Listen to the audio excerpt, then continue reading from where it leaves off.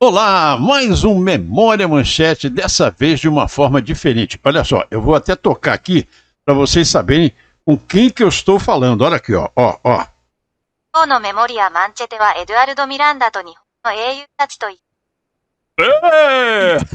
Essa foi sensacional, muito bom, né? Maravilhoso. Como é que é, Eduardo? Tudo bem? Como é que você está? Tudo bem, meu querido Santoro. Cara, é um prazer e uma honra poder estar aqui no Memória Manchete, poder viver, principalmente ao seu lado, né, um ícone, um expoente máximo do que foi a Rede Manchete. Você Imagina. preserva a memória dela, na verdade, com os teus livros maravilhosos e toda essa carga emocional que você tem da Manchete. Para mim é uma honra muito grande estar aqui, porque é a oportunidade de viver um pouco mais aquele tempo tão gostoso, né, que a gente queria que ainda... Tão bom fosse que existisse, né?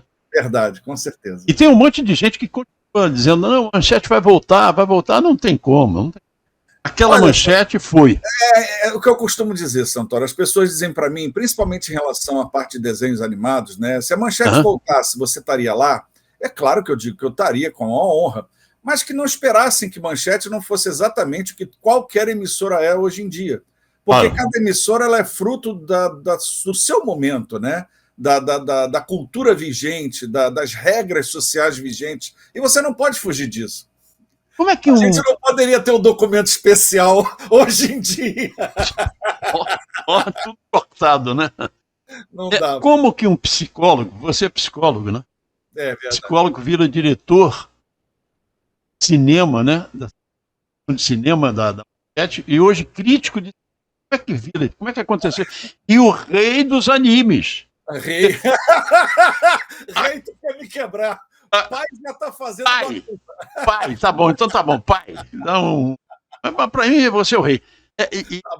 E que começou a mulher falando, você ligou, Eduardo Miranda. É por isso, os heróis japoneses. Já viu, né? Como é que começou essa história de psicologia para televisão? Então, essa jornada começa com o Eduardo Pequeno, que é totalmente voltado para a televisão, né? Eu sou da geração babá eletrônica. Eu nasci em 66, então eu peguei bem o início desse fenômeno midiático da televisão, né? Sim. As emissoras, elas tinham programação variada, sem ter uma identidade própria, a não ser o jornalístico, a teledramaturgia, a programação infantil, era tudo muito genérico. Sim, e, claro, exatamente. Eu fui embalado, quando criança, com National Kid, que isso é um tokusatsu, hoje em dia a gente sabe. National Kid! Era muito bom. A Wicca. E eu também tinha lá o Fantomas, que era aquela caveira em desenho animado, que era um anime. Tinha o Robô Gigante, tinha Ultraman, Ultra Seven, que era maravilhoso. Todos os produtos pop nipônicos que chegavam aqui junto dos produtos norte-americanos. Né? Como você tinha Corrida Maluca, você tinha os Flintstones, você tinha... Rin-Tin-Tin, séries... Lanceiros de Bengala. E aí eu denunciei minha idade, não tem jeito. Não tem jeito. Perdido no Espaço, Star Trek, Batman e Robin, todas essas séries acumuladas formam a base do Eduardo Miranda em relação ao amor que ele tem por televisão, por mídia. Sim. É claro, eu cresço, né? E aí chego na fatídico momento onde vou para uma faculdade e os pais lá nos anos 80, 70, 80, não viam muito com bons olhos a televisão, o cinema, né? Essas coisas. Lugar de vagabundo. Maconheiro, vagabundo, acabar drogado. E aí foi aquele terror, porque eu disse que queria fazer cinema, né? Queria fazer alguma coisa relacionada, e meus pais foram super refratários e me mandaram fazer o famoso teste vocacional. Olha que delícia. Foi delícia. E no teste vocacional saíram umas opções tão ruins que psicologia me pareceu melhor. Então eu me engajo na psicologia. Mas, Santoro, uma coisa eu te digo, do destino ninguém escapa. Isso cada vez mais é claro para mim. Eu estou lá me fazendo psicologia, adoro psicologia, tenho bons resultados com clientes que já atendi, atendo, né? Você ainda atende? Sim, ainda atendo. Eu estou tentando migrar agora para o online, porque isso é uma categoria que você tem que ir no CRP, aqui no caso do Rio de Janeiro. e tratar você poder notificar que você vai fazer atendimento online. Aham. Tenho minhas dúvidas, mas estou tentando. Então, o que acontece? Eu, quando vou fazer estágio, eu não sei se você conhece um negócio chamado CIEE, Centro de Integração Empresa-Escola. Sim. Então, Sim. ele é o expoente máximo de estágios que você tem. O que acontece? Eu vou no CIEE, lá na minha faculdade, que era Gama Filho, que nem mais existe o prédio, foi implodido. Que horror! Eu Não fiquei tem estarrecido com aquilo. Foi pesado. Mas foi linda. A implosão. Que empresa fez aquilo, né? Bicho, desceu implosão na poeira. linda. Linda, foi linda. E lá no CIE, eles não davam o nome da empresa, eles só te davam o endereço. Uhum. Eu peguei o endereço, era Benfica, eu falei, meu Deus do céu, eu vou para Benfica, tudo bem. Vamos lá. Quando eu chego lá, é Embrafilme.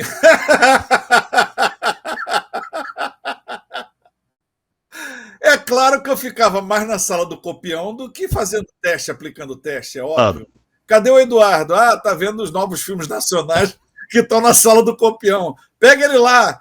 Eu ia para o CTAV, que ficava na Avenida Brasil, onde tinha a parte de animação, né, da Embrafilme. Depois eu fui para Mairink Veiga, onde ficava a Embrafilme, lá perto da Amaral Peixoto, no centro da cidade. A Rádio Marinho Veiga mesmo? Na rua. A Rua Marinho Veiga.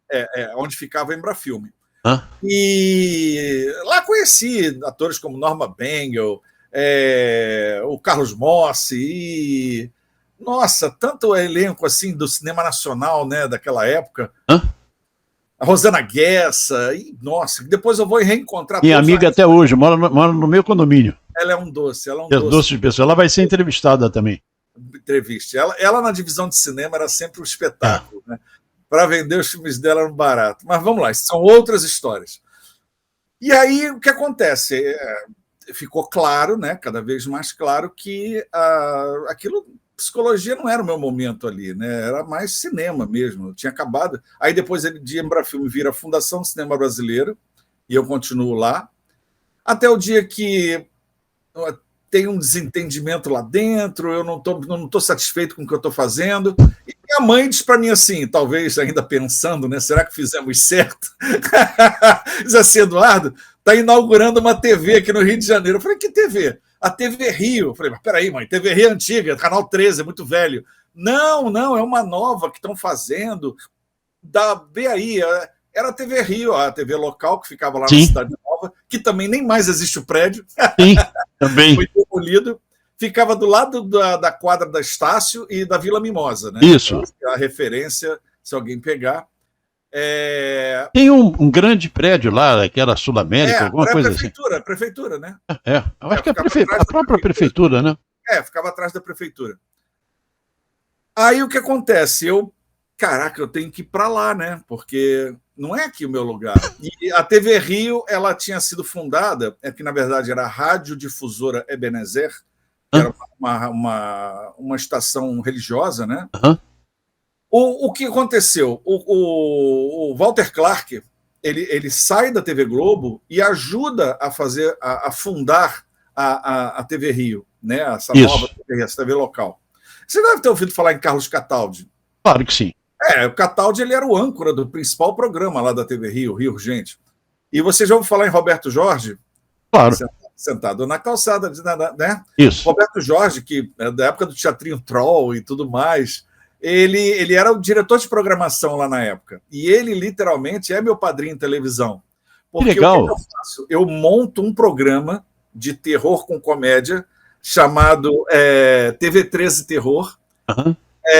Faço esse programa no roteiro, faço um roteiro batido à máquina todo, vou na Biblioteca Nacional, registra o programa e volto lá para falar, porque antigamente era assim, não tinha essa barreira digital gigante que a gente fica ali, se inscreva, diga, venha trabalhar conosco, não acontece nada nunca, né? Lá não, lá você tinha que ir, atacar. E eu fui, né, com a cara e com a coragem, com o programa embaixo do braço. O Roberto Jorge devia estar no Bom Dia, me recebeu, adorou a ideia, né? Achou barato a ideia, gostou, né? Teve uma empatia. E aí ele falou para mim, Eduardo, eu não posso te prometer nada, se você quiser eu abro as portas e você vem vindo, vem participando aqui do nosso dia a dia e a gente vai tentando viabilizar esse seu programa. E aí, cara, foi isso. O meu começo em televisão é essa fantasia onde a minha universidade passa a ser a própria TV Rio, porque naquela época não precisava de registro, né? Não precisava de... O teu registro era direto em carteira de trabalho, como radialista, você não precisava da faculdade, e existe um momento lá em que o meu registro é feito, eu sou contratado por eles como assistente de produção, e eu passo a fazer assistência de produção de diversos programas lá da TV Rio, edição. Lá eu trabalhei no Rio Urgente, mas o Rio Urgente eu trabalhava como entrevistado. Eu era repórter entrevistado. Loucura, loucura. O pessoal não entendia nada, porque o Roberto Jorge ele comprou tanto a minha briga, tanto meu entusiasmo, que ele falou assim: abre a porta para ele, deixa ele fazer o que ele quiser. Então, o que ele fazia, ele faz aí. O Rio Urgente ele era ao vivo, né? Então, sim, às vezes, estava tocando a vinheta, eu ainda estava de crachá. Aí o assistente de estúdio tirava lá. E eu falava de cinema. Falava de cinema, de terror, falava de sobrenatural, falava de fantasmas, falava de um monte de coisas assim estranhas dentro do Rio Urgente. Não, você tem que ver. Um dia eu vou botar lá no meu canal, o Projeto Cinevisão, que, aliás, você já está convidado para a gente fazer alguma coisa lá também. Claro, a hora que você quiser. Lá com o Memória da TV, onde eu coloco algumas coisas da época da Manchete, e agora eu vou passar a colocar coisas da época da TV Rio também. Então, eu tenho alguns programas do Rio Urgente gravados, né, porque ele era ao vivo, a gente tinha que gravar, e algumas coisas, algumas participações de outros programas. Lá eu trabalhei no Clip Shop, trabalhei com Raul Gil, Raul Gil era barato. Raul Gil era maravilhoso. Trabalhei no Rio Urgente, e no Clip Shop, já falei, eu acho que era das duas ex-paquitas, né? E fazia edição de programas, mas fazia edição de clipes, na verdade. E séries também, aquelas séries como Túnel do Tempo, Viagem ao Fundo do Mar. Que espetáculo aquela série, né? Túnel do Tempo. Todas do Irving Allen são maravilhosas. Muito, né? muito. E a TV Rio tinham esse pacote. Na verdade, na TV Rio eu fiz um pouco de cada coisa, até direção eu fiz produção, direção, e aí conforme eu ia crescendo em televisão, era como se eu fosse passando de fase. Mas infelizmente a TV Rio não segurou, né, a pancada que ela teve, e aí cada um foi dito para sair, e eu acabei saindo de lá. Saindo de lá eu já não era o psicólogo, eu era o cara de televisão. E, para o meu terror, meu pai tinha comprado uma sala comercial de psicologia ali na Doc Lobo, perto do Clube Municipal, tem um prédio comercial ali. Sim. Vocês desculpem, pessoas de outro estado, eu estou falando aqui da realidade do Rio de Janeiro. A Doc Lobo fica ali entre Andaraí e Tijuca. Isso. Entendeu? Isso. Joguei muito... Quando eu era professor de Química, eu joguei muita bola naquele clube municipal ali. Muita bola. Futebol de salão, América, né? E no América. Mas isso é muito... 50 anos. Mas aí, como é que você vai para Manchete? Então, estou chegando lá. Vamos lá. Aí essa sala comercial, claro, não dá certo, né? A gente tenta fazer alguma coisa ali, mas minha cabeça já estava totalmente voltada para a televisão. Acontece que há um gap de tempo entre o término da TV Rio e a TV Manchete. Eu tenho uma pequena experiência na TV Globo. Eu faço um trabalho terceirizado em efeitos visuais. Legal. E olha, isso eu não falo em nenhum podcast que eu participo, isso eu nunca comentei. Esse é um trecho da minha história que raramente eu falo.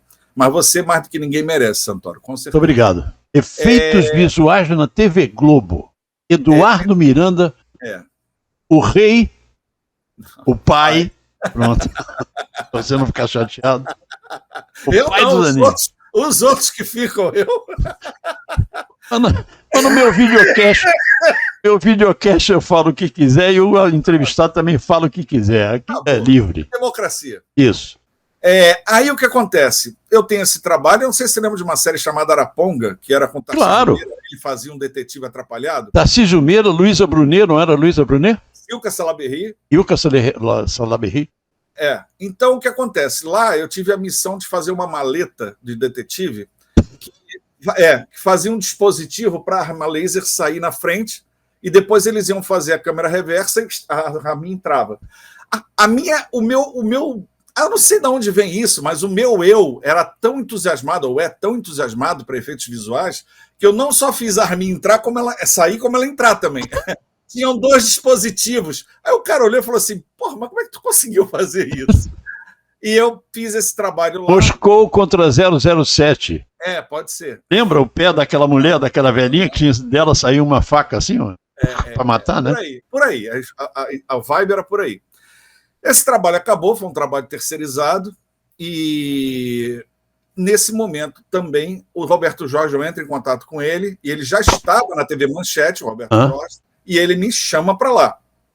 Ao chamar para lá, ele me coloca na divisão de cinema, junto do Wilson Cunha. Lembra do Wilson Cunha? Claro. O Wilson Cunha, que deixa estar, eu vim a descobrir depois que a mãe do Wilson Cunha era extremamente amiga da minha avó, mãe do meu pai. Meu pai dizia que o mundo é uma bolinha de gude desse tamanho assim. O Jorge Lucas já falou que o mundo só tem 18 pessoas. Então, não tem jeito. É isso. Então, o que acontece? Que o Wilson nunca foi uma pessoa tão assim, aberta, né? Ele era uma pessoa muito fechada. E não era por aí o apelo. Mas, claro, existia essa. Às vezes, quando a gente podia conversar, né? Ele perguntava assim: dona Etelvina, tá bem? Não sei o quê. Tá bem. Sua mãe também tá bem, tá tudo certinho. Tinha aquele trato. Até para mandar recados, né? Porque minha avó adorava ele, minha avó tinha adoração por ele. E isso era uma coisa engraçada. Mas aí comecei a trabalhar lá. Lembra do programa Cinemania? Claro. Eu fiz assistência de produção. Ele era o diretor com a Tânia Rodrigues. Isso, exatamente. Depois eles fizeram isso na Globosat. Fizeram também na Globosat. A Tânia Rodrigues deu entrevista pra gente aqui no chat e falou nisso. Falou nisso também.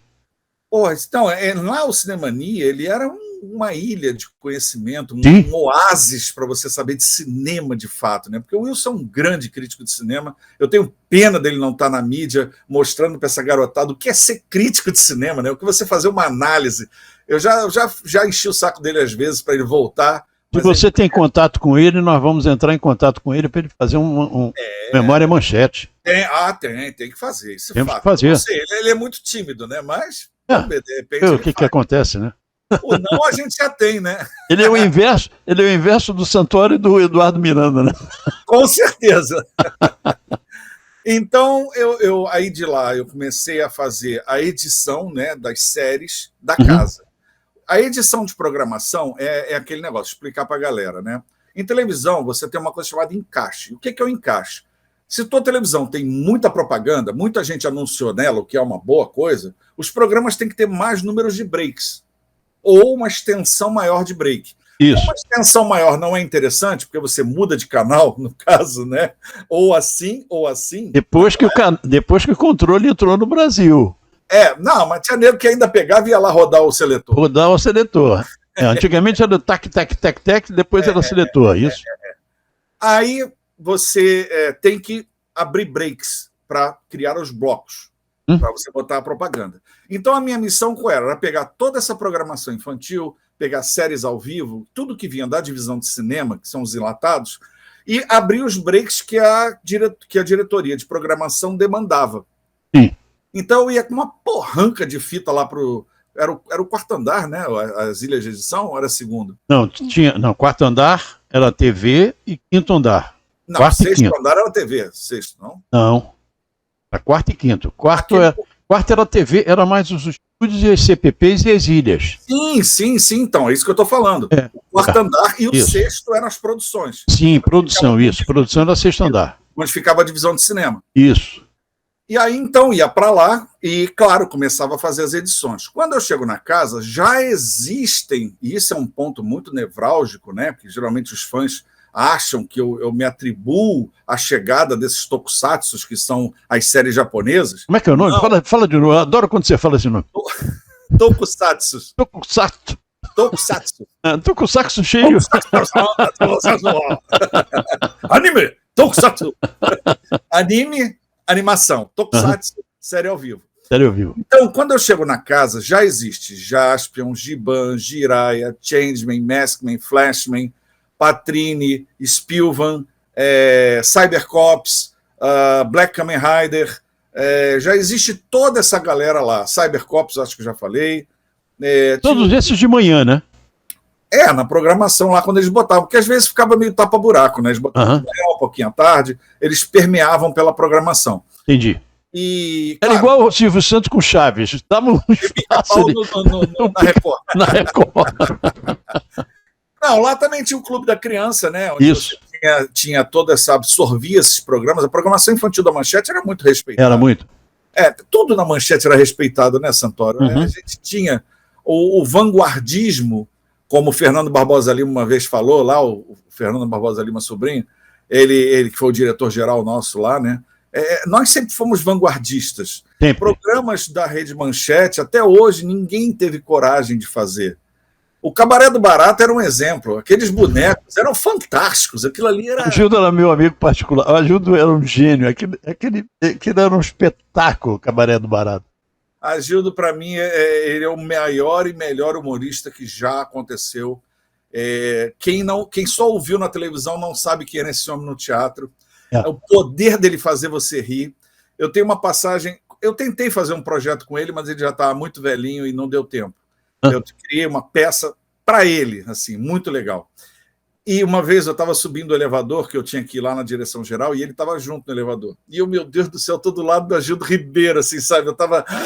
Aí ele falando pro cara assim, porra, eu comprei um carro, mas, rapaz, o cara, quando abriu a mala, tinha um monte de lugar para botar CD, mas, olha, é tanta música que dava para fazer uma suruba babilônica. Olha, mas eu ri tanto daquilo, ele ficou me olhando assim, mas eu não conseguia parar de rir. Aí eu falei para ele o quanto eu era fã dele. Olha, o suruba, orgia, o bacanal, uma coisa dessa que ele falou, mas foi muito engraçado. Então é isso. Ali na TV Manchete, eu começo nessa parte de edição, e aí eu vou ficando cada vez mais específico nisso, cuidando dessas séries japonesas e de todas as outras séries e minisséries e enlatados que tinham, inclusive filmes. Né? Tinha que se fazer esse trabalho de edição. Sim. O tempo passa, eu entro lá em final de 91, 92, aí vem as crises, né? A primeira grande crise, se você pode pensar assim, quando é que o Titanic bateu no iceberg? Foi em 93. Ali deu uma porrada. Pau, rasgou o lado. Foi na época da IBF. Eu acho que foi isso. Para a época da IBF. Depois volta para Manchete. Pô. Foi uma confusão. Até que o Bloco fala, Manchete é Bloco. É Bloco. Isso. Mas o seu Adolfo era maravilhoso. Sensacional. A mensagem com o seu Adolfo, muito engraçada. Que eu era muito atirado, né? E aí eu acabei subindo, tinha uma greve acontecendo na frente da Manchete. Mais uma, né? Uma das tantas.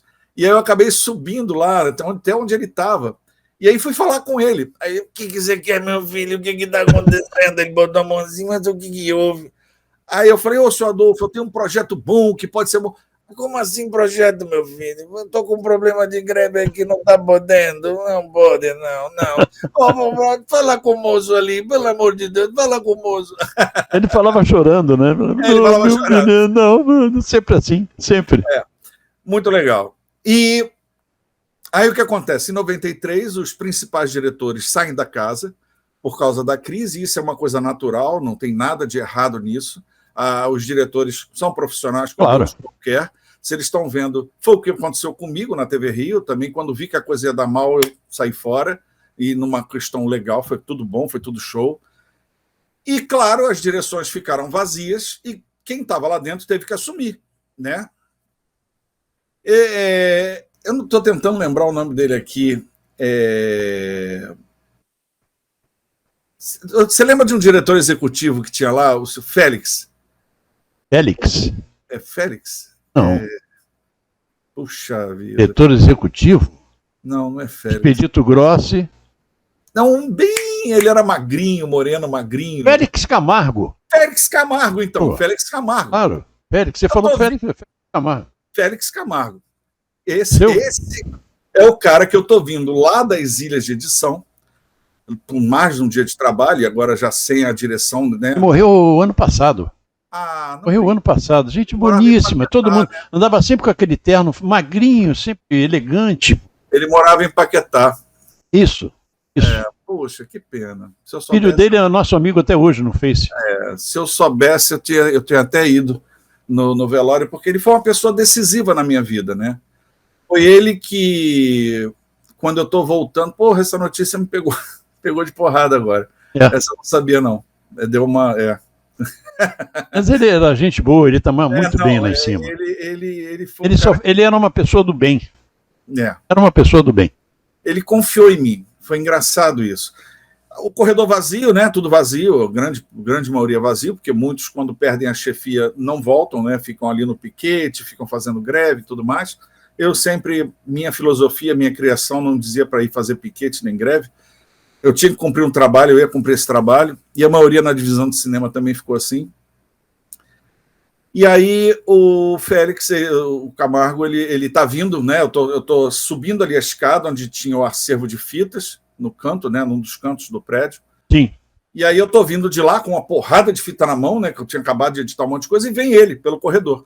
Aí ele olha para mim e diz assim: Eduardo, vem cá, eu preciso falar com você. Olha só, tá sabendo que o Wilson saiu, né?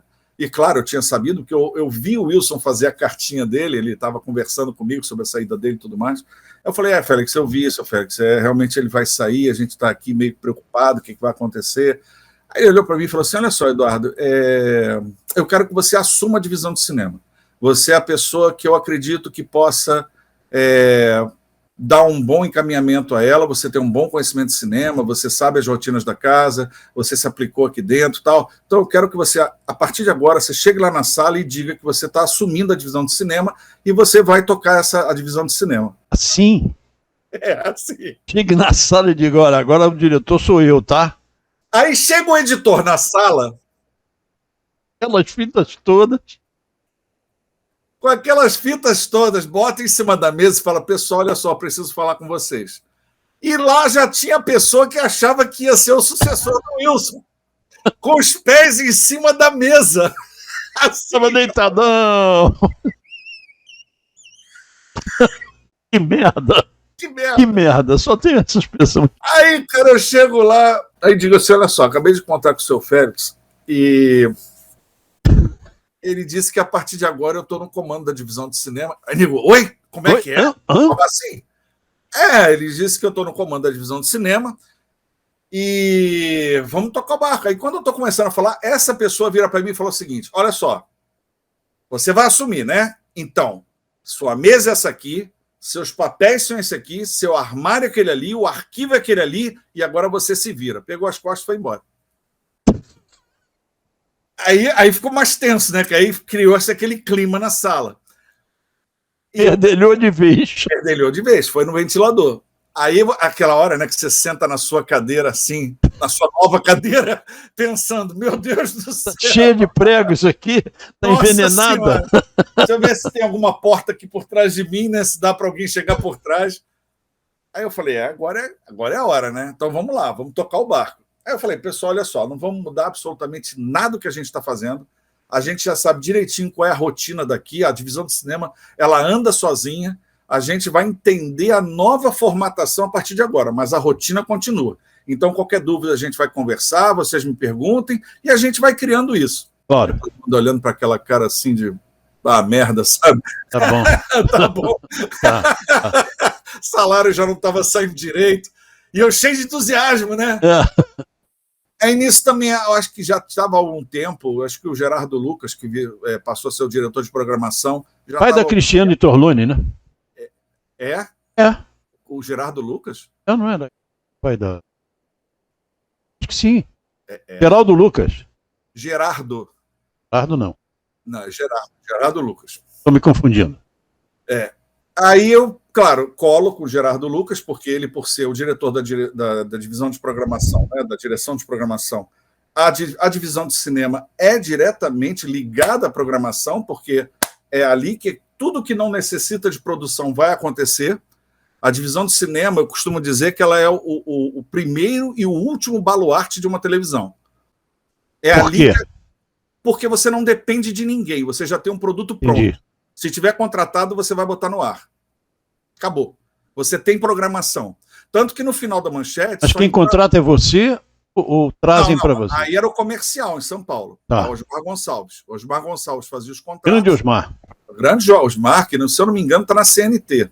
Um abração para o Osmar, outro que Muito merece tempo. ser entrevistado. Muito tempo. Pô. E aí o que acontece? tudo acontecia nessa mecânica de programação, divisão de cinema, estou falando da minha parte, né? Hã? E Osmar Gonçalves, e o comercial, e os contratos, e ver o que vai acontecer. Porque, entenda assim, Santoro, desse momento em diante, cada um em sua área, seja o telejornal, seja a teledramaturgia, seja a linha de show, seja a programação infantil, qualquer coisa, teve que entender os seus pontos de audiência e tentar reverter um quadro. O jornalístico sempre foi muito respeitado. Ele sofreu um baque, mas era uma coisa que era quase um fantástico por dia. O Jornal da Manchete era um fantástico por dia. Isso. A linha de novelas, por conta de Pantanal, tinha sua respeitabilidade, tinha seu público. Isso aí, não só pelo Pantanal, mas por tudo que já tinha feito. Todas elas, né? Todas elas. E, claro, você tem a linha de show, que era aquela coisa vanguardista que passou a ser mais repeteco, e coisas como a transmissão do Carnaval, que a gente ainda tinha, né? Uhum. E tudo mais. E aí o que acontece? Eu começo a entender a divisão de cinema. Eu abro toda a papelada, busco todos os papéis. Essa pessoa que saiu revoltada volta e passa a ser uma pessoa que me ajudou, assim, um braço direito. Que legal. Ele reconheceu que realmente ali eu não estava ali a fim de roubar o papel de ninguém, o protagonismo de ninguém. Mesmo, e engraçado, ele não precisaria voltar porque a Manchete não estava pagando direito, era uma coisa... Ali, entenda uma coisa, Santoro, quando as pessoas falam a TV Manchete era uma grande família, só quem viveu a crise da Manchete entende de fato o sentido de grande família, porque ser grande família com grana, todo mundo é. Agora, ser grande família, onde você tendo que contar com a pessoa, mesmo ela vai receber uma cesta básica, como a gente recebeu, ou R$50 por sexta-feira. Que loucura. Eu não vivi isso, porque eu vivi só a primeira greve da Manchete em 86, se não me engano. Saí em 88, então eu não vi essa coisa, não. Para você ter ideia, teve uma fase na Manchete em que eu ia lá no segundo andar, onde era o RH, falava com o Valquir, você deve lembrar dele, que era não sei se ele é da sua época, mas ele era o mandante lá do RH, um dos principais figuras do RH. O Valquir me entregava um bolo de notas de R$50 com uma lista de presença. Eu ia lá para a minha sala, para a divisão de cinema, e todos, entre diretores, faxineiros, assistente de produção, sentava na minha frente, dava o nomezinho, eu dava R$50. Nomezinho, R$50. Era 50, já era reais? Já eram... Já, certo. Porque é em 94 que o real começa. 94 foi julho de 94. Eu estou aqui em 98. Isso que eu estou te falando já é 98, 99. Entendi. É realmente uma crise bem ruim. Bem ruim.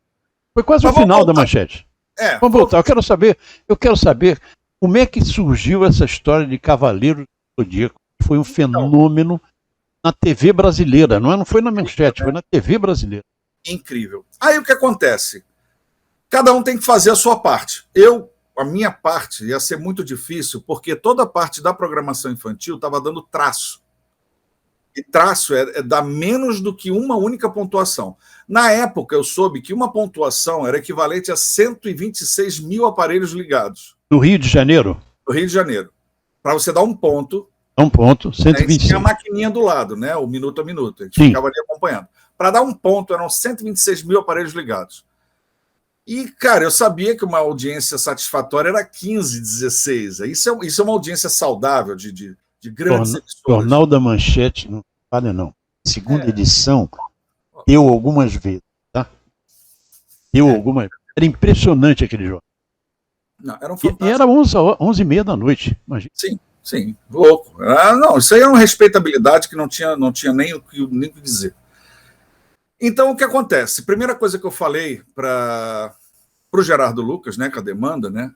Aí eu falei, Gerardo, olha só, eu acho que a gente tem que partir para o óbvio, que são os desenhos da Hanna-Barbera. Se a gente tiver acesso a eles, isso seria interessante. Aí ele e o Osmar Gonçalves começaram a correr atrás, encontraram a responsável da Turner, na época, e que é um braço da Warner. A gente foi lá ter uma reunião, nós dois, e conseguimos o grande pacote da Hanna-Barbera. Era o que? Manda-chuva. Era Space Ghost, Herculoides, Tubarão, Bionicão, os Mussarelas. Tubarão. Coelho Ricochete. Eu acho que os Jetsons a gente teve. Não tinha aquele que era o Capong? Era o... O Pepe Legal. Tinha lá o Pepe Legal. A gente só não tinha o Maguilo Gorila, os Flintstones e tal, acho que parte dos Jetsons, porque estava na Globo. Eles seguravam esses desenhos porque eram mais fortes. Mas o resto todo a gente teve. Todo a Hanna-Barbera, inclusive a Corrida Maluca, que para nós foi o primeiro desenho que tirou a cabeça do balde. Ele deu 4, amigo. Corrida Maluca deu 4. Tinha aquele cachorro que fazia... O Mutley. Mutley. É o amigo do Dick Vigarista. Meus filhos falam que eu rio de vez em quando igual o Mutley.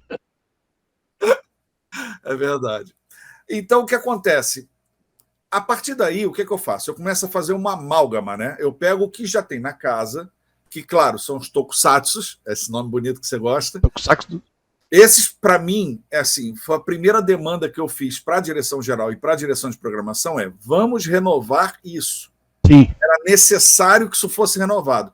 Antes de tentar adquirir coisa nova, é renovar o que tem de bom na casa. Claro. A única coisa que eu não renovo é o Lion Man. Lion Man era um tokusatsu muito antigo, o master dele, que é a fita que você faz cópias B para poder exibir, estava muito ruim, era muito ruidoso, ninguém ia investir ali numa remasterização, ninguém ia investir em cópias novas, então esse foi recusado, o Lion Man branco. E o resto todo foi recontratado, foi tudo colocado de novo. Então eu tinha novo contrato, porque o produto era o mesmo. Então eu tinha aquela base, que já era uma base nossa. Esses nunca deixaram de dar 2, 3, 1. As 4 já era alguma coisa boa da Corrida Maluca, mas... 4, quando eu vi Corrida Maluca dando 4, eu falei, caramba, que poder tem esse desenho. 500 mil, né? Esse desenho embalou a minha infância. 500 mil aparelhos ligados. Exatamente. Pelo cálculo da época. Sim, né? 126 mil para um ponto. Ele varia muito, esse 126, tá, Santoro? Sim, mas mais ou menos. Você sabe que essa matemática é muito peculiar. Sim. Mas, para efeitos, sim, era isso, exatamente. Então, beleza, contratei isso. Aí o que eu tinha ainda na casa era desenho muito velho. Era As Aventuras de Jerry Lewis. Os Super Globetrotters. Jackson 5. Nossa. Eu tinha também animes como Michael Jackson ainda não era branco. Não. Ainda fazia música para rato. Isso. É referência. Tinha os animes, né, na época, que as pessoas não entendiam como anime, que era o Doraemon, um clássico que virou até símbolo das Olimpíadas do Japão. Se não fosse a pandemia, você ia ver o Doraemon lá. Foi incrível, porque eles tinham um desenho muito interessante. Doraemon até hoje ele é sucesso. Então nós tínhamos o Doraemon, tínhamos o Dom Drácula, que era do Osamu Tezuka, um dos grandes artistas japoneses nessa área. Tinha o D'Artagnan e seus amigos, pam pam pam pam pam pam pam, pararararara. Todo mundo tem essa música igual chiclete na cabeça. E Pirata do Espaço, que era um clássico de anime, Patrulha Estelar. A gente tinha um contingente que não ia ser renovado, mas que ainda estava sob contrato. Então eu tentava criar um Frankenstein ali, uma criatura, né, do Frankenstein, e uma programação. Só que, claro, conforme iam acabando os contratos, eu ia ficando sem produto. E estava apertando o negócio. O Gerardo sabia, o Osmar sabia, todo mundo sabia. Então, numa tarde, aí sim começa Cavaleiros, a história, há 30 anos, né, contada. Está fazendo 30 anos, né? Está fazendo 30 anos, porque eu coloco no ar, né, a Manchete coloca no ar, dia 1º de setembro de 1994. Ele é o dia em que Cavaleiros... 1º de setembro? 1º de setembro. Caramba, foi o dia que nós compramos o nosso primeiro colégio para professor. Olha, dia 1º de setembro de 1974. Olha só. Isso. Que interessante. Aí, vou para essa reunião de programação, chamada às pressas, porque não era. A reunião de programação ela acontecia no horário certo, de manhã, geralmente, ao final da tarde.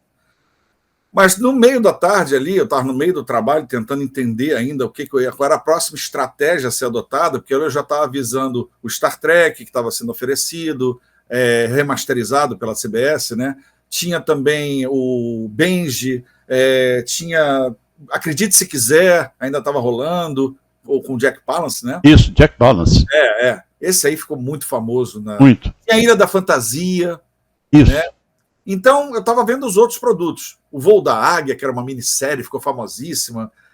Bom, aí eu sou chamado para essa reunião e só tem na sala 3 pessoas. O Osmar Gonçalves, na sala dele o próprio Gerardo Lucas, o Osmar Gonçalves e uma pessoa que eu não conhecia, que no futuro eu ia saber que ele era o representante da Santoy. Porque vamos agora posicionar, né, como funcionou o negócio. Quem trouxe Cavaleiros para o Brasil? Santoy. Santoy. Porque queria vender brinquedo. É Santoro. É Santoy. Não, é Santoy. Aliás, tem uma cerveja lá, Japão, chamada Santori. E olha, tu tem ações nisso aí. Tu tem ações nisso Devo ter ações nessa história. Aí, quem levou Cavaleiros para Manchete? Não fui eu, foi o Osmar Gonçalves, que conheceu, viu o contato, a oportunidade e trouxe para a gente analisar. Uhum. Mas, é claro, cabia ao diretor da divisão de cinema, o chefe da divisão de cinema, aprovar a aprovação artística. Olhar para aquilo e dizer, legal, precisamos desse produto. Ou então, não, isso aí está fora, não pode dispensar.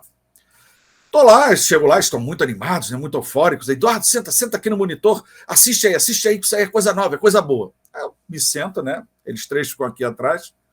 Eu estou assistindo aquilo ali, a Santoro, começa uma música irritante em espanhol. Era um cola-cola de imagem, de gente dando porrada nos outros, voadora na cara, sangue para todo lado, nego enfiando a mão no peito do outro, cortando pulso, furando o olho.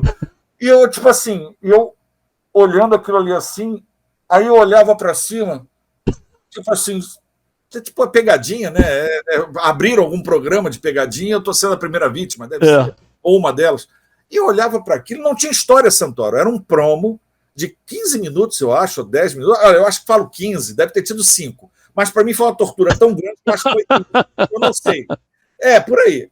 Eu não ia ficar 15 minutos ali, deve ter sido uma coisa muito pequena, mas para minha cabeça aquilo é enorme. E eu já não aguentava mais olhar para aquilo. Eram pessoas mortas, eram assim... Era trauma, trauma. Horrível. Acabou. Eu olhei para cima e falei, não, né? Isso aqui não dá para gente. Isso aqui eu não quero. Porque, veja bem, Corrida Maluca começou a dar 4. Eu saí de traço para 4. Vocês querem botar isso aqui para quê? É como se você pega um copo de leite, eu falei exatamente essas palavras. É como se você pegasse um copo de leite, espremesse um limão em cima, você vai talhar. Não vai dar, vocês vão acabar com o meu trabalho. E realmente, sabe, Santoro, eu falei, pelo amor de Deus, não. Aí foi o coça a cabeça daqui, o Gerardo já foi para a mesa dele, aí o outro foi para lá. Aí o Osmar falou assim, Eduardo, porra, a gente está precisando de produto, cara, isso aí está sendo sucesso para onde passa. O cara tem aqui as folhas de audiência, né? A gente sabe que, cara, hoje em dia, se você fizer uma lista da Nielsen de audiência, é carérrimo. É assim, um valor absurdo. Você não tem como fazer. Claro, você hoje em dia pode pegar audiência em algum lugar, você hoje em dia tem a comunicação, né? Isso proporciona muita coisa que naquela época você não tinha ideia. Tinha ideia, exatamente. Eu acho melhor as pessoas se posicionarem, porque no início dos anos 90 era sinal de fumaça, era aquilo que está atrás do Santoro ali. Fax era a coisa mais moderna. Ali, ó. Olha lá, olha o bichão lá. É decoração. Aquele bichão ali era o que você tinha de mais moderno do lado do Trim. Lembra do Trim? O Trim era um negócio que só te avisava. Olha, te ligaram. Opa, te ligaram, pá. Estão a te ligar. Estou a te ligar. Isso aí, estou a te ligar, ó. Era o que tinha de mais moderno. Era. E a máquina de escrever da IBM que tinha na minha sala. Ponto. Que era com uma bola assim. Né? Uma bola. Fazia um barulho do tamanho do bonde. Mas era uma maravilha, porque ela corrigia. Quando você batia ali, ela já corrigia. Ela passava o corretor em cima. Era muito boa. Cara, aí eu falei, olha, não vai dar. E aí ficou aquele mal-estar, não sei o quê. Eu falei, olha, desculpa, mas o que é bom lá para fora não quer dizer que é bom para gente. Eu não vou arriscar botar tudo que eu fiz para baixo por causa de uma coisa violenta como essa. Ah, mas você tem que entender porque isso é sucesso. Eu falei, olha, desculpa, mas o meu parecer é negativo. Se vocês me pedirem um relatório, o parecer é negativo. Aí ele falou, mas Eduardo, o que você precisa para entender mais isso aí? Eu falei, olha, eu preciso de episódio completo, porque isso aqui não é um episódio, isso aqui é um promo. Quando eu falei isso, o cara da Santoy, eu não vou fazer isso. Eu não vou fazer isso, eu não fiz para ninguém. E para ninguém essas emissoras que você está pensando aí, claro. Todas tinham visto esse promo e dito não. principalmente a platinada. A platinada não vai perder tempo, ela vai olhar e dizer, não, tchau, não preciso, pô. E as outras todas disseram não também. E, claro, a Manchete foi a última instância quase, né? E aí, cara, eu falei, olha, eu preciso de episódio completo. E ele falou, eu não vou fazer isso porque eu não fiz para ninguém, eu não vou investir numa dublagem por causa de um parecer, eu não sei o quê. Aí eu falei para ele, amigo, você pode me mandar isso até em Esperanto. Eu não me importa a linguagem. Não me... Porque ele disse que tinha em japonês, tinha em espanhol e tinha em inglês. Porra, você pode mandar no que você quiser, cara. Não importa, eu preciso saber a dinâmica do desenho. Claro. Aí o Osmar Gonçalves entendeu o que eu estava falando e falou assim, pô, cara, assim, ele está falando que não, o que você tiver é só você mandar para ele assistir. Não acho que não. Aí ele fez a ponte, né? O Osmar fez o vamos lá, vamos cá, o 2 para lá, 2 para cá, né? O dele também estava na reta, então ele também tinha que fazer isso. Eu também acho, porque, veja bem, ninguém quis colocar a cabeça na bandeja de prata. Não. Eu tenho um exemplo muito claro, e até eu trouxe surpresinhas para você aqui. Ah, é? Surpresas? Surpresinhas da época da Manchete. Para você ter uma ideia, não sei se você já ouviu falar numa coisa chamada US Mangá. US Mangá? O US Mangá já chegou bem ali, 97, 98, eu não estou bem com a data recordando direito. Mas a Manchete faz, sem o meu conhecimento, um contrato com a US Mangá Corps do Brasil. A US Mangá Corps do Brasil...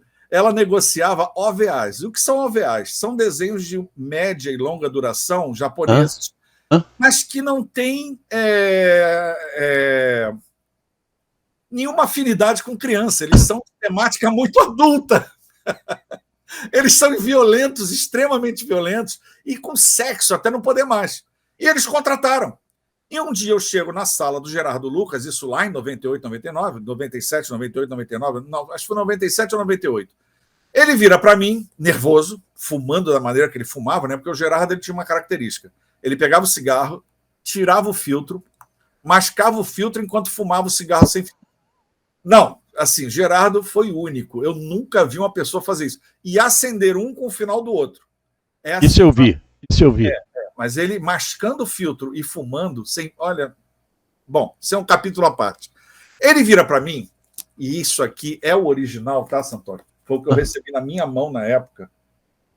Ele pega e diz assim, Eduardo, toma, isso aí já é da casa. Mostra direito que não está dando para ver. Isso aqui é uma fita, são fita VHS, de um desenho de um anime da US Mangá chamado Genocyber. Genocyber. Genocyber é ótimo. Para criança é uma maravilha. Eu preciso falar mais alguma coisa, Santoro? Não. Genocyber. E aí, deixa eu abrir aqui, porque eu vou te mostrar direitinho como eu recebi. Porque eu botei caixinha para preservar, né? Porque o VHS ele se deteriora também. Deteriora, isso. Então eu recebi essas fitas aqui, ó, fitas VHS, com as partes 1, 2 e 3 do nosso querido Genocyber, né? Genocyber. Para criança. Genocyber parte 1, Genocyber parte 2 e 3 e Genocyber parte 4 e 5. Era um desenho em 5 partes, uma minissérie, né? Dessa delicadeza, dessa coisa mesmo para criança, chamada Genocyber. Eu, na hora, fiquei do tipo, eu já estava em voo de curso, né? Porque ali eu já era o príncipezinho, já era o cara dos cavaleiros, já era o cara do Yu Hakusho, já era o cara da Sailor Moon, já era o cara dos Super Campeões, já era o cara do Samurai Warrior, já era o cara do Shurato, já era o cara do Black Kamen Rider RX, já era o cara do Inspector, já era o cara do Soul Brain, já era o cara de tantas coisas que eu tinha emplacado, que, para mim, quando eu recebi isso, eu não conhecia, né? Porque eu nunca fui otaku. Na verdade, se as pessoas acham que eu sou otaku, que é o fã, né, dessa arte, eu nunca fui. Eu aprendi a respeitar e a gostar do produto, mas otaku mesmo, eu nunca fui me aprofundar no tema. Eu peguei essas fitas e fui para a sala assistir. Assisti a primeira. Eu falei assim, peraí, cara, isso aqui o traço é violento. O traço. O rosto dos personagens, assim. Se você faz isso com uma criança, a criança se assusta. E é a minha cara só, mais nada. Eu não matei ninguém aqui na frente da tela. Eu só fiz assim, ó. E era tudo que o desenho tinha. Pô, vai ser foda, porque para editar isso, desculpa, vou falar uma besteira aqui. Mas vai ser complicado. Porque você passa a viver a época, né, Santoro? É. A gente vai sendo tomado da emoção, não tem jeito. Aí, beleza. Aqui você pode falar o que você quiser, por favor. Olha, eu ia até falar um palavrão agora, mas... Pode falar, pô. Não, tô brincando. Aí, fui para a sala e assisti a primeira parte, fiquei assustado. Fui assistir a segunda. Segunda parte da maneira que começa, Santoro. Como? Prepare-se. Como? Uma praia muito bonita, uma praia linda. Uma música assim. Tan, tan, tan, tan, tan, tan, tan, tan, tan. Isso é um trauma tão grande que eu não esqueço nem da trilha sonora. Tan, tan, tan, tan, tan, tan, tan, tan, tan. Pôr do sol, helicópteros do exército. Blá, blá, blá, blá, blá. Igual Apocalipse Now, vindo pelo helicóptero assim. Na praia, você vê crianças correndo, crianças que deviam ter 3, 4, 5 anos no máximo, correndo, e a heroína atrás, porque a história é de uma menina que vira esse genocyber, vira esse demônio que ele luta, faz um monte de coisa lá. Bom, esses helicópteros, ao se aproximar da praia, começam a disparar. Eu ia falar. Você vê a criancinha correndo de frente assim, daqui a pouco. Não, aqui, ó, de close. Você vê a cabeça dela abrir, uma bala sair assim e o cérebro. Ela cair de lado, o globo ocular cai para cá assim. E eu assim, ó. Eu não vou conseguir terminar. Fodeu. Assim, sabe? Eu sei assim, fodeu. Quando eu falar isso pro Luiz Paulo, que era o meu grande editor, que infelizmente não está mais entre nós, mas quando eu falar isso pro Luiz Paulo, ele vai dar na minha cara. Eu falei, e agora? Aí quando eu vi isso, eu fiz o quê? Corri para a sala do Gerardo, né? Aí eu cheguei lá com esse monte de fita na mão. Gerardo, pelo amor de Deus, cara, volta, deu ruim. Não é, isso aqui não pode, isso aqui é hentai, é guru, isso aqui não tem como, isso aqui é errado, não pode. E uma das poucas vezes, Santoro, a não ser o esporro da Titiolina, mas isso é outra história. Aí vocês vão ver numa outra entrevista que eu tenho com o Santoro, mas poucas vezes eu vi o Gerardo perder a razão comigo. Assim, dele ser duro comigo, dar esporro, né? O Gerardo sempre foi uma pessoa, uma dama comigo, um profissional. Eu tenho ele como um outro pai em televisão. Gerardo, para mim, é minha referência. Mas nesse dia, ele virou para mim e falou assim: qual o seu problema? O que você não entendeu? Isso já está na casa, já é nosso. É para botar no ar. Você não precisa de desenho? Bota no ar. Aí eu falei, opa, Gerardo perder a cabeça assim é porque o negócio está vindo lá de cima, né? Lá de cima. Aí eu respirei fundo, falei, não, Gerardo, calma, vou lá ver como é que a gente vai botar isso aqui no ar, mas vou te preparando. Ele falou, Eduardo, vai. Aí chamei o Luiz Paulo, falei, ó, Luiz Paulo, é isso aí. Aí ele botou a mão na cabeça e falou, mas Eduardo, isso... Eu falei, cara... Então, assim, Santoro, de um produto que devia ter 34 minutos ou 40 e poucos minutos, eram editados 15, era editado 20 minutos, era um açougue. O açougue foi aberto para reduzir. E o que acontece? Por exemplo, digamos que você ia ter no final do desenho uma morte horrível, você ia ser estripado. Eu ia procurar você pelo desenho todo para tirar você da trama. Eu tirava você da trama. Não acredito. Sabe o que você está falando? O trabalho foi tão sério que, para não ter uma morte feia, você tirava a pessoa da trama. Toda referência a ela. O seu Sushihiro ia sumir da trama, literalmente, para ele não morrer feio como ele ia morrer. Ou fazer as coisas feias que ele ia fazer. Degolado, cortado ao meio. Não tinha. Ele ia ser tirado da trama. E foi feito isso. Eu não queria nem saber, porque eu não ia botar meu nome. Foi sucesso esse Cyber? Olha, nós temos 3 expoentes no S-Mangá. Foi o Cybercops, foi o Detonator Orgon e um chamado Zero Hammer. O problema do Detonator Orgon e do Zero Hammer era sexo. E isso é pior do que a pior violência que você pode imaginar. Porque sexo em desenho já era. Aí, quando o cara me falou, Eduardo, desce aqui, porque a trama principal está sendo discutida com um robô gigante, um cara e uma mulher pelada flutuando, aí eu falei assim, por que o japonês faz isso? Não custava discutir a trama numa sala ou na mão do robô vestido? Qual o problema, meu Deus? Tem que estar flutuando pelado. Foi ao Japão.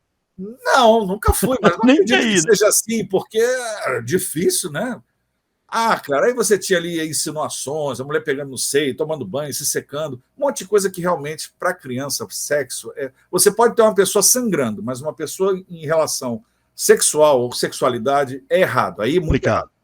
Mesmo nos outros canais, você tendo a banheira do Gugu, sim, você tendo a mulher sushi no Faustão, você tendo a dancinha na garrafa com crianças dançando na garrafa, ou o apresentador chutando anão, eram os anos 90, eram os perigosos anos 90, 80, 90 na televisão brasileira, o que acabou gerando a classificação indicativa, porque os abusos foram incomedidos. As pessoas, por audiência, faziam qualquer coisa. Incomensurável. Incomensuráveis. Coisas que você... Jean-Claude Van Damme se esfregando na Gretchen, no Gugu. Quem vai esquecer isso, né? E ele ficando erotizado. Quem vai esquecer isso? Quem? Jean-Claude Van Damme. Isso é clássico. É só procurar no YouTube. Procura que tá lá. Aí, cara, eu não ia molhar meu pé nisso, né? Porque, acima de tudo, nós, né, Santoro, nós somos profissionais, somos pessoas que sabemos a nossa responsabilidade em relação ao público. E, para mim, não valia a pena ser taxado como a pessoa que levou a criança a um conteúdo como esse. O que eu já levei, para mim, foi péssimo, porque eu tive que botar todos eles no ar, né? Então, agora, fazendo fora essa digressão do S-Mangá, vamos voltar para o Cavaleiros. Então, eu sempre digo assim, a minha opinião ali, naquele primeiro momento, de uma coisa tão nova como Cavaleiros, era fundamental, porque ninguém ia molhar o pé ali. Era o Eduardo. Se desse merda, a cabeça do Eduardo que está ali. Foi ele que indicou. Então, nem Osmar, nem Gerardo, nem ninguém foi, assim, contra mim. Todos foram a favor, do tipo assim, o Eduardo precisa assistir episódio, você precisa gerar episódios para ele. Ele disse que não precisa dublado. Você já não tem as fitas? Tenho. Então manda para ele. Beleza. Me dispensaram, Eduardo, obrigado, pode ir lá para sua sala, prazer, prazer, prazer, foi para minha sala. Pensando, né, porra, os caras vão inventar merda com meus desenhos, porra, vai dar merda. Passou uma semana, na minha sala chegam os episódios. Agora vem a parte da galera que gosta de jogar na quina e no bicho, tá? Chegam os episódios 1, 2, 3, 27 e 35. Ou 1, 2, 3, 25 e 37. Eu só lembro disso.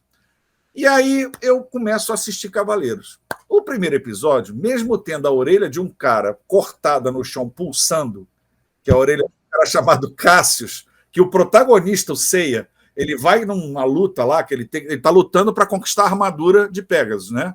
Então ele, no meio da luta, dá uma porrada aqui, a orelha do cara salta e fica pulsando no chão. Mesmo com essa cena gráfica, eu entendi no desenho que era uma mensagem diferente, né? Era uma mensagem que o mangá, um famoso mangá japonês chamado Shonen Jump, ele tinha, que era a união dos amigos. Se é importante para você, eu estou contigo, nós somos um grupo. Se você precisa de ajuda, eu vou estar do teu lado, vou até o final, vou lutar até o fim para estar com você. Eu vou cortar a tua orelha. Eu vou cortar a sua orelha. Então eu entendi que a dinâmica do desenho não se baseava nessa violência, mas sim numa aventura. E maior que isso, uma aventura universalizada, que falava em deuses gregos. Quem nunca falou em um deus grego? Quem nunca falou num deus grego? Zeus, Apolo, Baco, que seja, ou Hera, ou greco, Vênus, Marte, Ares. A própria Mulher Maravilha é baseada nisso, né? Outra, símbolos astrológicos, como signo. Quem nunca perguntou o signo do outro? Aliás, qual é o seu signo, Santoro? Leão com ascendente em Áries. Eu sou Áries com ascendente em Libra. 13 de abril. Obrigado. 30 de julho. Olha só. Então, o que acontece? Para mim, signo é uma coisa que gera intimidade um com o outro. A gente quer saber qual é o signo do outro para a gente poder entender quem é essa pessoa melhor. E você tinha essa questão da amizade, você tinha batalhas épicas, você tinha tudo necessário para que aquilo ali desse certo. Já dublado? Não. O que eu vi, não vi dublado. Eu vi em japonês. Não,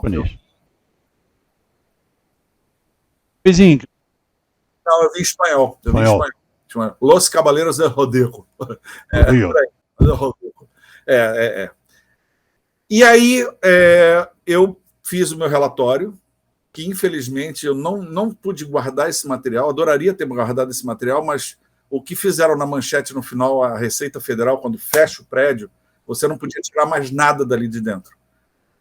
Você ficava imóvel totalmente. Você saía com a roupa do corpo, uma caneta que era sua e o resto nada saía. Mas isso é outra história. Então, o que acontece? Eu passo meu relatório para a direção geral, para o Jaquito, né? Para a Jaqueline Capeller, que era a superintendente na época. E era isso, foi Jaqueline, Jaquito, o diretor-geral, que eu acho que era o Fernando, não, era antes do Fernando Barbosa Lima. Eu acho que era o Expedito. Que era o Expedito. Teve o Rubem Furtado, que era o superintendente. Teve um outro aí nesse meandre, entre a greve de 93, teve um outro aí no meio. Bom, mas aí passo para esse povo todo e aprovo Cavaleiro do Zodíaco. Artisticamente, para mim, está aprovado.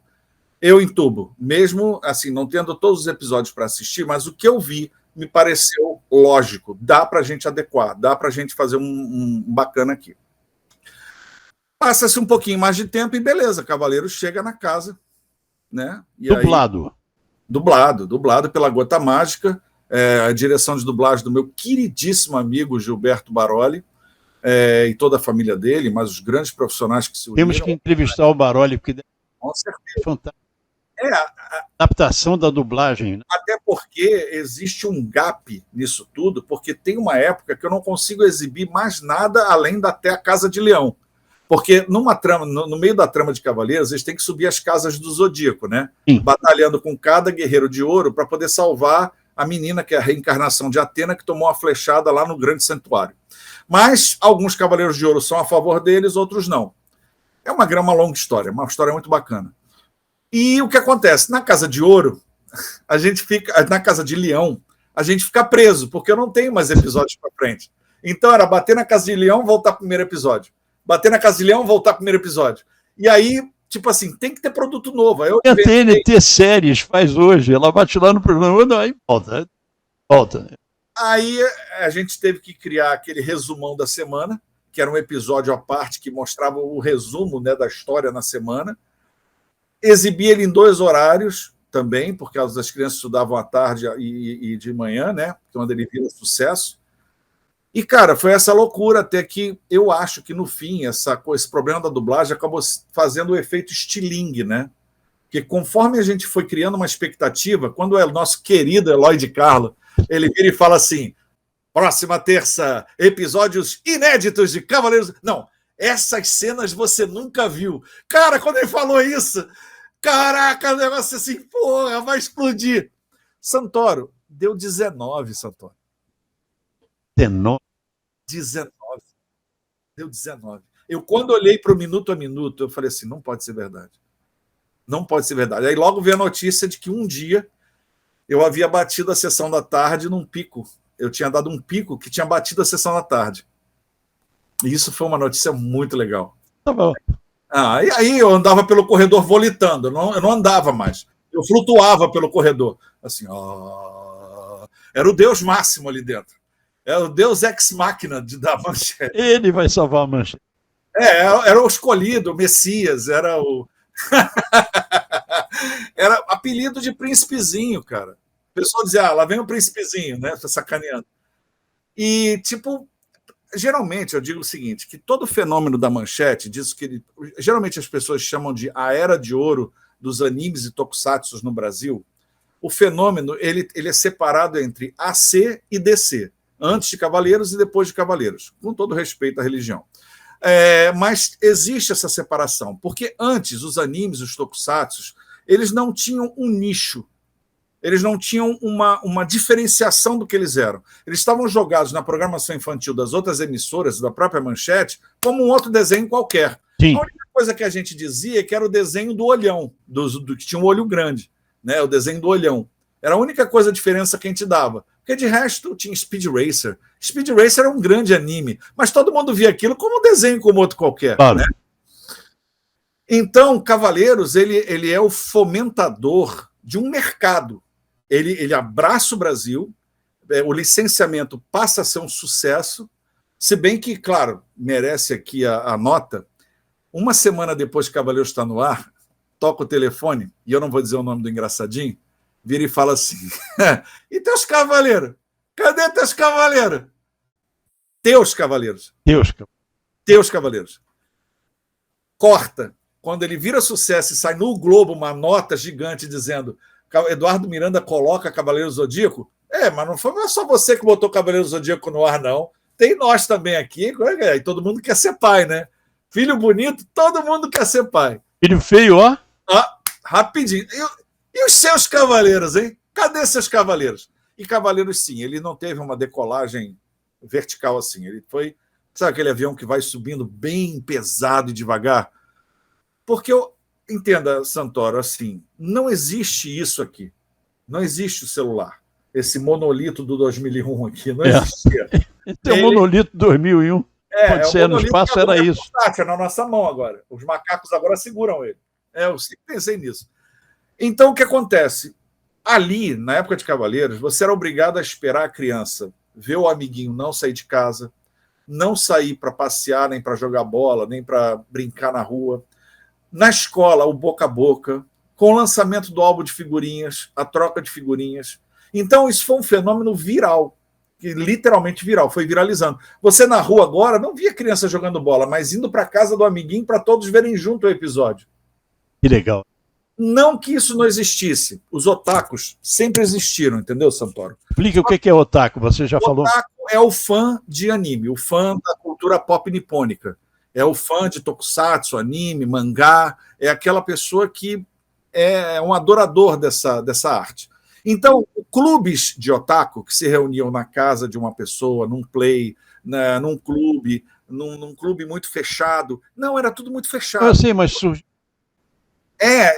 Não, surgiu não, já existia. Mas agora, depois de Cavaleiros, eles passaram a sair desses lugares nichados e fazer parte da sociedade. Eles podiam falar do gosto deles e todo mundo bater palma, porque Cavaleiro do Zodíaco pegava quem era e quem não era otaku.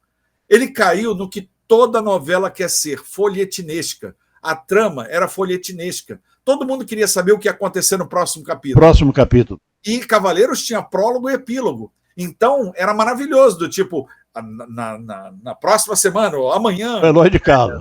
fulano vai fazer isso, será que ele consegue? Aí no dia seguinte, ontem você assistiu que fez isso, que não sei o quê. Então, isso abraçava o brasileiro, não só a criança, mas o adulto também. E quando os bonecos batem no mercado, o licenciador foi a loucura, porque numa previsão que ele próprio me falou, e ele não me deu um boneco, cara, ele não me deu um único boneco. Na minha sala, eu tive uma caixa gigante de bonecos, nem para ele tirar um e dizer assim, Eduardo, pão duro para você, pão duro do caramba. Ele virou e falou assim, porra, Eduardo, de 95 mil unidades, eu estou vendendo 485 mil unidades, 484. Olha o salto que esse cara deu. Foi tão difícil para ele que ele teve que fretar um avião daqueles que abre assim atrás de carga, sabe aqueles aviões enormes que abrem atrás? Exército. Para trazer de Taiwan uma carga gigantesca desses brinquedos para poder suprir o mercado. Porque o pirata corria de um lado, né? A galera que fazia bonequinho pirata vendia na rua. E ele para suprir as lojas. O Natal de 95 era a mãe se engalfinhando com mãe para ver quem ia ficar com o boneco. Se a mulher largasse o boneco para ver alguma coisa na bolsa, que olhasse, já era, a outra já tinha levado. Era a briga, cara. Tem até um filme com o Arnold Schwarzenegger. O Herói de Brinquedo. Herói de Brinquedo. Era igual aquilo, era parecido. Os bonecos... Santoro, não precisa ir muito longe. Eu entrei numa loja de brinquedo na época e falei assim, você tem boneco do Cavaleiro? A mulher, claro, temos sim, senhor. Qual que o senhor quer? Eu falei, eu quero o Seiya, né? O Seiya, que é o principal. Ah, ótimo. Qual o seu nome que eu vou botar aqui numa listinha que tem 12 na sua frente? Aí, quando tu ouve um negócio desse, você pensa, peraí, mas qual outro desenho fez isso? Qual? He-Man fez isso? Não. Thundercats fez isso? Não. Deve ter sido agora com a Barbie, né? Não, também não. Barbie tem de sobra. A Mattel não deixa ficar furo no mercado. Ela deixa, né? De sobra. Bob Esponja. Não, nunca teve essa coisa de faltar, né? Essa corrida alucinada ao mercado. Então, Cavaleiros ele já se torna especial para a gente porque ele é um fenômeno de mídia e um fenômeno de venda. Então, esses 30 anos, você pode dizer que até hoje em dia você ter produtos de Cavaleiros novos no ar mostrou que aquela decisão, há 30 anos, né, foi uma decisão extremamente acertada em relação ao produto. Sim. Porque depois disso você teve Lendas do Santuário, que é uma computação gráfica baseada em Cavaleiros, você teve a adaptação da Netflix em computação gráfica, e você teve o filme ao vivo dos Cavaleiros do Zodíaco ano passado. Então, é um produto que está vivo. O fã, ele deixa essa chama acesa, e eu sou sempre muito orgulhoso e muito emocionado em relação a isso, né? De como o fã perpetua isso, coloca isso para frente. É muito, muito, muito, muito legal. Agora, se você voltasse atrás, aquela olhada que você deu para mim, mostrando pela primeira vez, você não teria dado. Porque aí eu já teria assistido, né? Porque, cara, quando eu vi aquilo, eu não... só faltou fazer assim para eles. Porra, aqui, ó, é ruim, quer me fuder. Porra, me beija, porra. Valeu, Deus, me beija. Eduardo, olha, parabéns pelo trabalho, pô. Querido, muito foi um trabalho maravilhoso. Até apresentar o Jornal da Manchete, você apresentou? Isso é verdade. Eu fui crítico de cinema do Jornal da Manchete do primeira edição. O que foi um grande orgulho para mim. Eu sentar naquela bancada, cara, é um peso, assim, é uma... Nossa, foi muito lindo mesmo. Eu achava aquilo assim, casa, pô. Você é o cara, né? Você é o Jornal da Manchete personificado. Você é a memória máxima da TV Manchete. Está com você. Que isso. Antônio, eu queria conversar assim a semana inteira com você, porque você é a fonte. E beber da fonte é muito gostoso. É muito legal, sabe? Poder ter o contato direto assim de quem vibra essa época. Mas, olha, para fechar nessa questão de Cavaleiros, e eu acho importante a gente falar isso, é quando o Cavaleiros já não dava mais certo.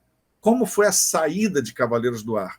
Porque também teve esse momento, né? Quando Cavaleiros, coitado, de tanto ser exibido e novos produtos foram chegando, e, claro, foram ocupando espaço, e lá as aventuras, todo mundo já sabia onde ia dar aquilo, todo mundo já havia crescido um pouco mais, né? E as novas gerações estavam a fim de outros produtos. Não foi igual a Brida, não, né? Brida. Não foi a Brida. A Brida acabou com tudo. A Brida levou a emissora. O Eloy contou aqui no Memória Manchete, ele recebeu um calhamaço. Ele terminou com a aquela narração. Pô, não tem mais novela. Foi para lá e para cá, e Cicrano fez isso, Beltrano fez aquilo com cenas de arquivo. Olha, foi horrível aquilo, meu Deus. Diz que foi 4 horas que ele gravou aquilo. 4 horas. Depois nem aquela... Não foi assim que Cavaleiros acabou, né? Não foi assim, mas foi brutal também. O que acontece? Chegou a hora de Cavaleiros parar, até para cuidar do produto, para que se ele tivesse que ter uma nova exibição, ele pudesse descansar. Porque Cavaleiros foi usado ad nauseam, ele foi usado assim até o mais amargo fim. Ele foi no ferro, sabe, Santoro? E aí chegou o momento... Foi assim, não dava mais para Cavaleiros, não dava mais. Chegou. Aí Gerardo vira para mim e diz assim: Eduardo, é hora da gente dar uma parada com Cavaleiros, tal, vai preparando uma saída legal. Eu falei: olha, Gerardo, tem que esperar um pouquinho, porque acaba Cavaleiros em tal data, a gente sai no último episódio, aí ele conversou com a direção geral, tal, não sei o que, beleza. Ponto. Parou Cavaleiros. E aí começaram a chegar os malotes de carta, Santoro. Malotes do Brasil inteiro me cobrando, me xingando. Eu vi a minha mãe de boina em mesa arrastão ali na Glória várias vezes. Assim, cara, me xingaram até. Eu me senti juiz de futebol, sabe? Eu fui xingado assim. E eu destaco 2 momentos que eu acho muito interessante. Uma carta com uma grafia de criança que dizia assim: seu Eduardo, rezo todas as noites para o senhor morrer indo para o trabalho. Eu nem concluía meu dia, eu ia morrer indo para o trabalho. Isso, eu devia ter guardado essa carta, que me assustou tanto que eu desfiz dela. Eu tipo assim... Você andava assim, né? Não, eu era abordado na rua. Eu era abordado na rua porque eu já fazia o making off, que era o programa de cinema do programa de domingo. Era o cinema do programa de domingo. Então, no making off, as pessoas conheciam a minha cara. E elas já iam para cima de mim, não só para falar, elogiar o programa, mas também para falar sobre Cavaleiro do Zodíaco. E aí teve o fato lá da ligação, que a minha secretária na época, Débora de Cássia, que era maravilhosa, né? A Débora, ela parecia um personagem de desenho animado, era sensacional. E ela, não sei o que aconteceu, ela me passa uma ligação, aí uma mulher vira, eu falo, alô, tá achando que era Jaqueline, alguém, né? Olha, foi o senhor que tirou o Cavaleiro do Zodíaco do ar? E no fundo uma criança chorando muito, né? Eu falei, peraí, quem é que tá falando? Pelo amor de Deus, quem é que tá falando? Não é quem tá falando, não. Foi o senhor que tirou do ar. Eu falei, mas peraí, o que tá acontecendo? Olha só, minha filha parou de comer e o senhor vai dar um jeito nisso. Você vira, aí entregou pra garota.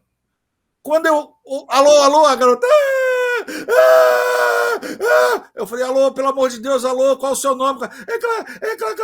Até a garota falar Claudinha, foi quase meia hora, porque ela só gaguejava. Eu falei, oi, Claudinha, o que está acontecendo? Eu quero esse cavaleiro, eu quero esse cavaleiro. Ai, meu Deus. Bom, era aquela coisa, você está desesperado, você está no meio de um dia de trabalho, tem uma criança chorando aqui na linha, uma mãe desesperada. Eu falei, olha só, Claudinha, sabe aquela montanha no Japão?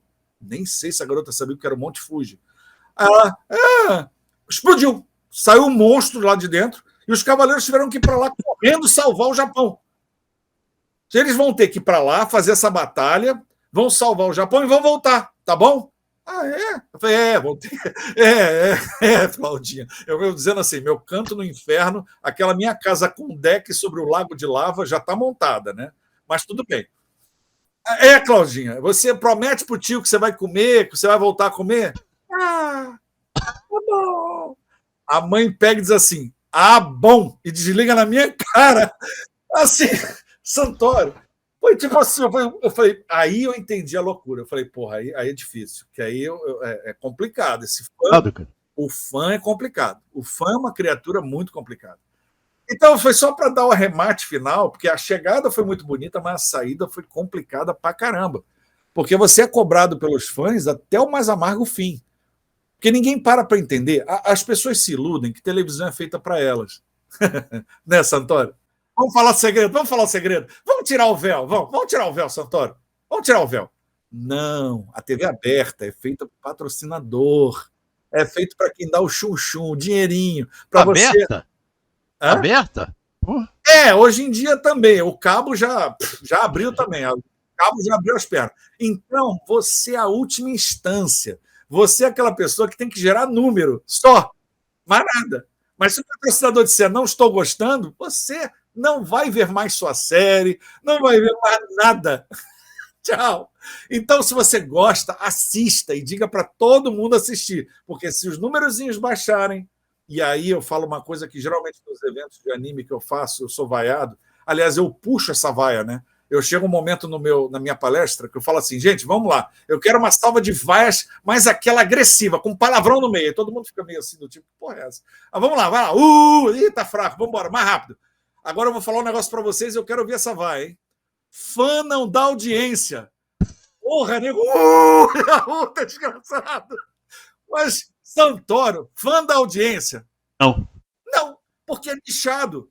A pior coisa que existe é uma programação engessada, é uma programação nichada. Ninguém quer isso. Olha, Eduardo, eu acho que você.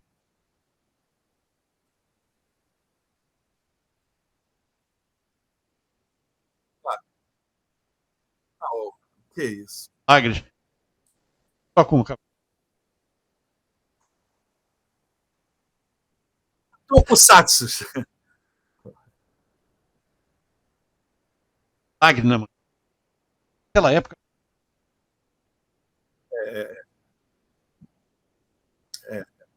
Fantástico. Foi. Pai.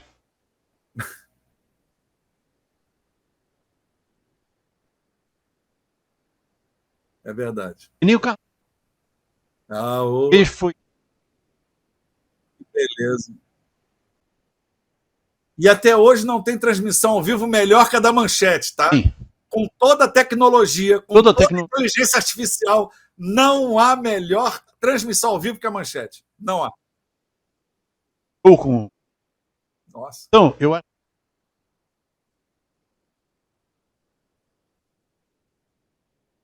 Pô, grande Aldir, grande Aldir. Gênio, né?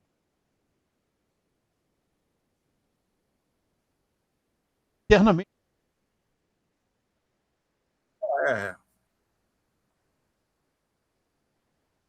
Vamos mostrar isso Os para bastidores. deixar.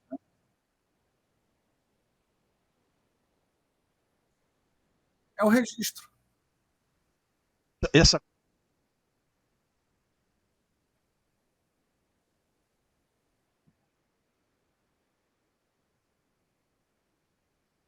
era o Senado.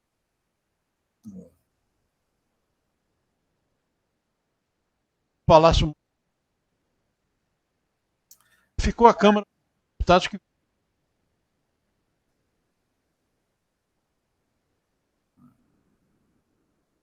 Dia 4.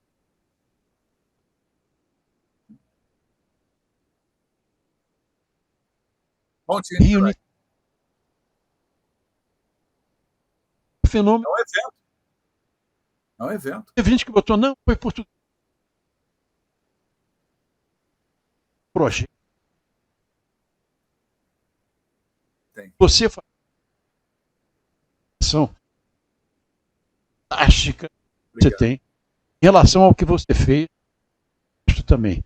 Agradeço muito mais uma vez você por ter participado. Se precisar, estamos aí.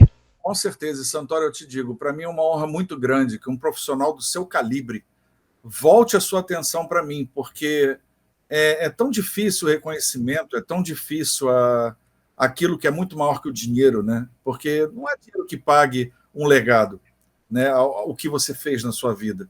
Então, o reconhecimento, é claro, é sempre muito bonito, mas vindo de pessoas como você, uma pessoa séria, engajada, uma pessoa que não mente. Eu te conheço, você é uma pessoa que, ou a quem doer, você vai falar na cara, e isso eu aprendi, né? Eu vi já você falando com pessoas que eu falei, caraca, ele mandou essa. Mando. Uau, ele manda. Então, quando você lida com pessoas assim, onde você sente os seus 2 pés no chão, é muito confortável e muito gratificante, porque tudo que você fala, você sabe que é sincero, você sabe que é um abraço sincero. Então, eu te agradeço muito, Santoro, por essa oportunidade. Eu volto também a te oferecer o que você precisar de mim, eu estou por aqui. Você tem em mim Maravilha. não só um amigo, como um parceiro também. Maravilha, maravilha. Querido, um beijão. Deus, vamos nos despedir como a gente despedia também lá no Jornal da Manchete. Fique com a gente. Subindo enviesado, subindo enviesado, subindo enviesado. Tchau, tchau, um abraço.